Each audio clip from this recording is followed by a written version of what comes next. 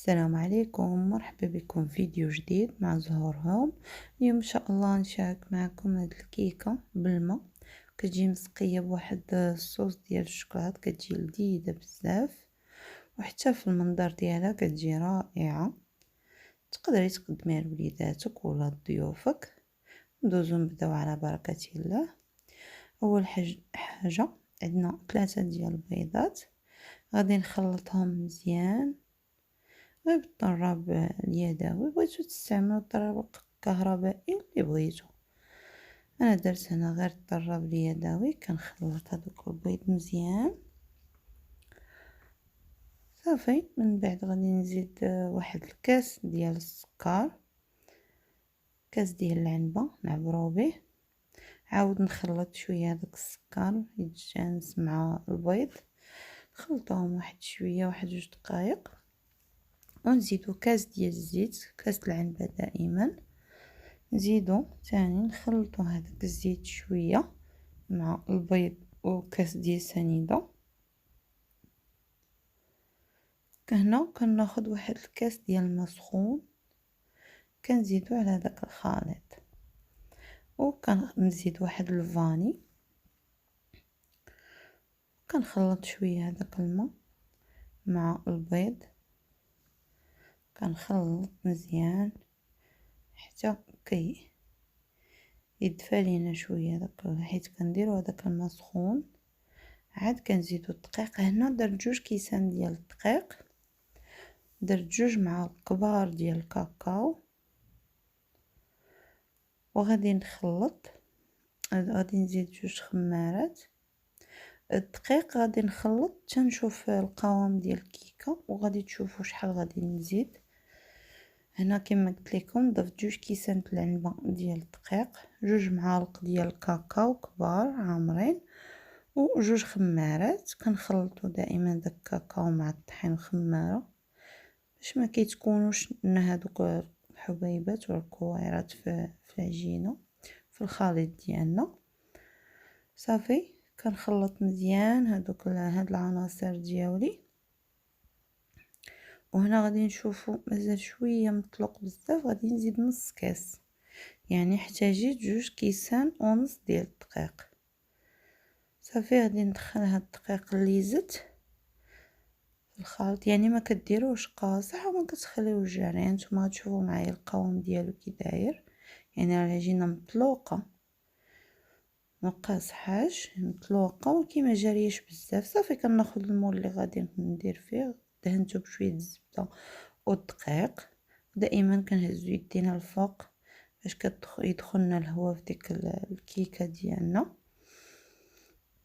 صافي ملي غادي نكملها كامله غادي ندخلها للفران مسخن من قبل، شعلته من التحت ومن الفوق حتى سخن. ملي غادي ندخلها غادي نشعل غير من التحت، درجه الحراره 160، يعني كل ما نقصتو كطيب بخاطرها وما كتحرقش. ودائما الكيكه السوداء يعني كنحضيو معايا حيت ما كتبانش في التحمار. الحلوه ولا كيكه كما كانت، لا كانت كحله كنحضيو معاها الفران. صافي ملي كطلع لينا عاد كنشعلو شويه، واحد شويه من الفوق، وكنخرجوها. ملي كندخلو السكين كيخرج لنا ناشف، يعني راه طابت. صافي وكندوزو ديك الساعه باش نوجدو داك الصوص اللي غادي نسقيو به هاد الكيكه. هنا عندي واحد 150 غرام ديال الشوكولات، عندي واحد ربع كاس ديال الماء، عندي معلقه ديال القهوه سريعه الذوبان، وواحد 2 معالق ديال السنيده.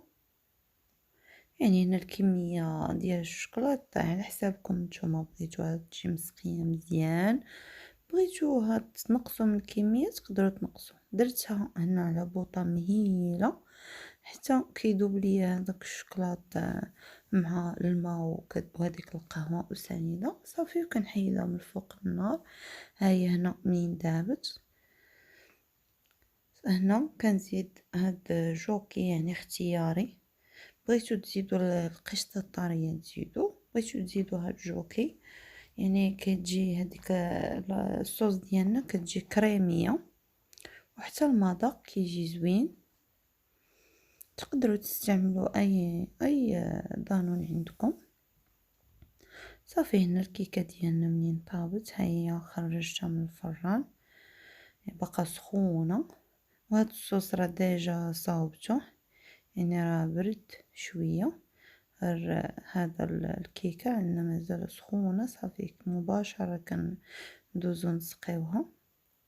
تقدروا هنا تكوها بواحد الفورشيط باش كتجي مسقيه مزيان حتى من الداخل.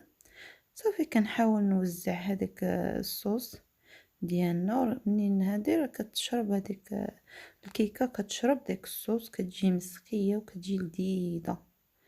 كنتمنى تجربوا هاد الكيكه، فهي كتجي رائعه في المذاق وفي التقديم. انا خديت واحد شويه لوز ايفيلي حمرته درته مع الجناب.